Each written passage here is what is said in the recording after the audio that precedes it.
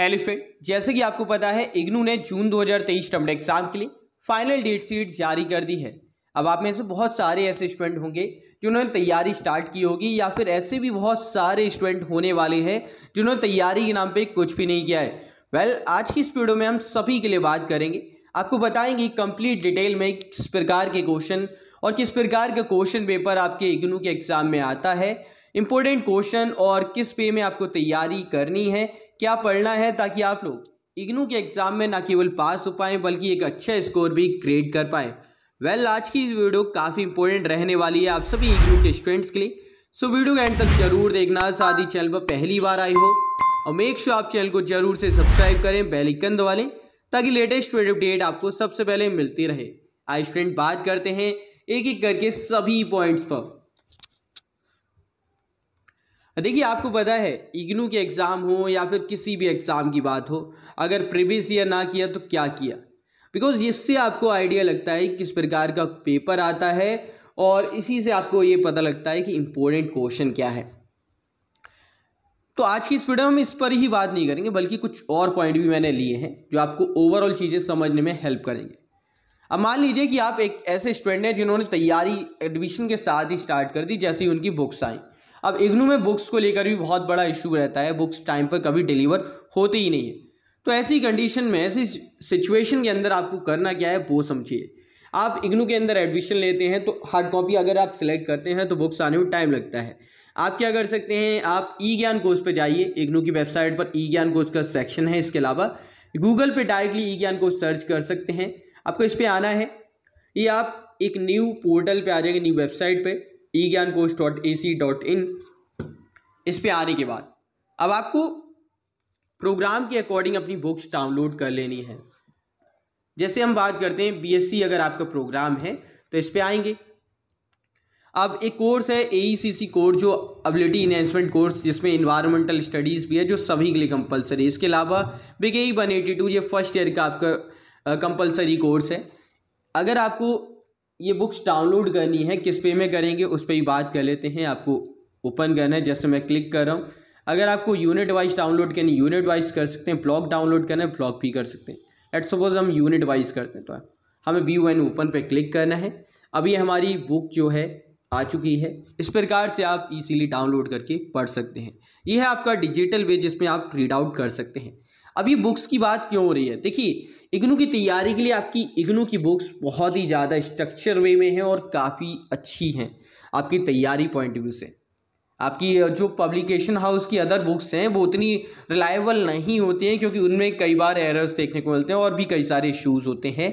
लेकिन जो इग्नू की मेन बुक्स हैं वो आपके एग्जामिनेशन पॉइंट ऑफ व्यू से और आपकी नॉलेज के पॉइंट ऑफ व्यू से काफ़ी ज़्यादा इंपॉर्टेंट रहती हैं। ओके, अगर आप बुक से कर रहे हो तो आपको फिर एंड ऑफ द टाइम जो करना है वो समझिए। अगर आपने अभी तक तैयारी सही से की है तो अब आपको असाइनमेंट तो ऑलरेडी सबमिट कर ही चुके हैं, तो आपको अब करना है previous year.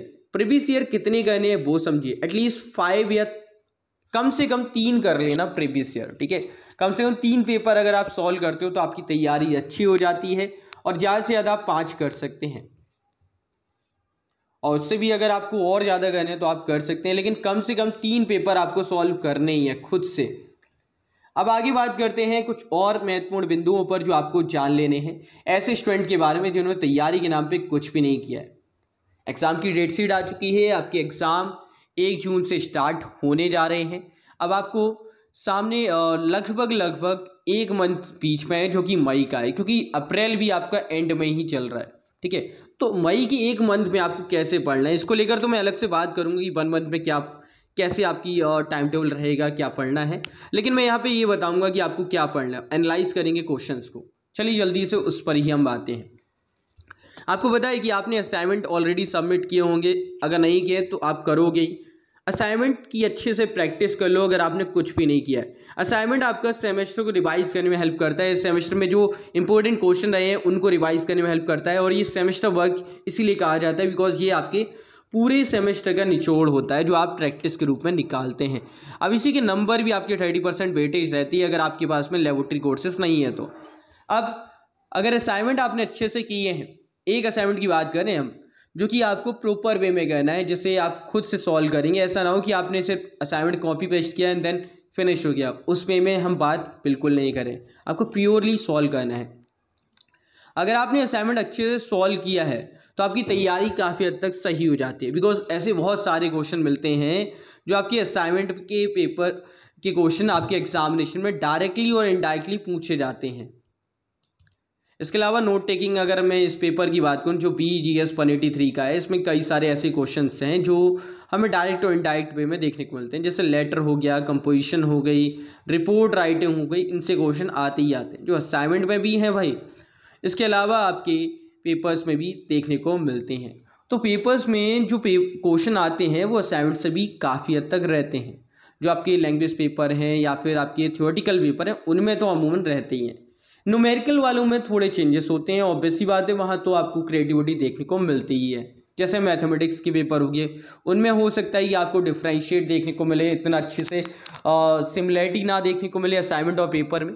But language paper या जो थियोरेटिकल पेपर हैं, जैसे आप इस पेपर की बात करो, कंपनी लॉ है या फिर आपकी कंप्यूटर एप्लीकेशन पेपर है, ठीक है, इन पेपर्स में आपको अमूमन देखने को मिलता है कि रिपीटेशन हमें बहुत ज़्यादा अपनी असाइनमेंट और प्रीवियस ईयर से देखने को मिल जाती है। तो अब अगर आपने अभी तक कुछ नहीं किया तो असाइनमेंट आपको पहले निपटा लेने हैं सभी कोर्सेज के। असाइनमेंट आप एक कर लिए, उसके बाद में ट्राई करो कि दूसरा भी आप कंप्लीट कर लो। दूसरा असाइनमेंट कैसे मिलेगा वो समझो। देखो, इग्नू की वेबसाइट पर ये जुलाई 2022 से 23 सेशन के अगर बैक करोगे तो यहाँ पे देखिए जुलाई 2021, जनवरी 2022, ये भी आपका प्रीवियस। इसके अलावा 2020-21 की भी अवेलेबल हैं, तो आप डाउनलोड कर सकते हो। एटलीस्ट 2 ईयर के तो सभी कोर्स प्रोग्राम के आपको मिल जाएंगे जो आप इजीली कर सकते हैं। अब जब आप ये कंप्लीट कर लेते हो उसके बाद में अब आपको करनी है प्रैक्टिस। अभी आपने वो चाहे आप गूगल्स की सहायता से करो, बुक की हेल्प से करो, सॉल्व करो और प्रैक्टिस करो।